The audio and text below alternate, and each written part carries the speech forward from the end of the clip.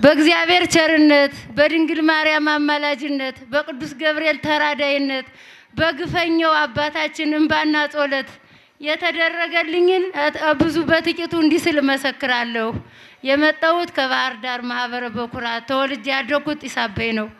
የምመሰክረው ጎኔ የቆመችው እህቴ ናትኝ። ታማሚ ነበረች። ራሷን አታውቅም። መስመር ዳር ነበር የምትውል። አስፓልት ለአስፓልት መኪና ስትማታ ሰው ስትደባደብ ነበር የኖረች። አሁን ግን በወንቅሸቱ ቅዱስ ገብርኤል ወንቅሸት መጣ። ከዚያ ሁሉ ነገር ድና ከቴም ጋብቻዋን በወንቅሸቱ ቅዱስ ገብርኤል አርጋ ዛሬ ወልዳ ትገኛለች። እልል ብላችሁ አመስግኑልኝ። አዚያ በተጨማሪ ቤተሰቦቿ መሬቱን እህል ሲዘሩ ስንዴ ሲዘራ እንክርዳድ ነው የሚበቅል። ገብስም ሲዘራ እንክርዳድ ነበር የሚበቅል።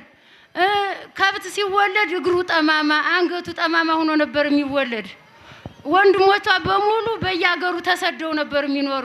ከዚህ እሷ በመጠመቋ መንፈሱ ጩሆ የ27 ዓመት ድግምት በወንቅሸቱ ቅዱስ ገብርኤል ለፍልፎ ለቀቋለ በያገሩ የተሰደዱት ቤተሰቦቹ ሁሉ መጣው 2015 እንዲያው መሰርጉደን አንድ ጊዜ 3 ልጅ ድረው ዓለም ሁሉ ተደንቆ ቤተሰብ ሁሉ ዛሬ በፍቅር በሰላም ይኖራል። እልል ብላችሁ አመስግኑልኝ።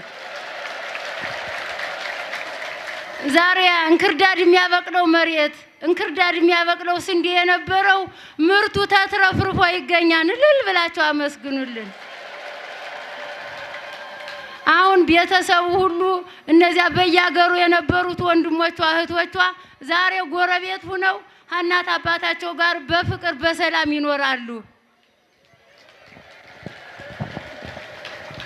አባታችን በሰላም ወደ ገዳማቸው ይመልስልን።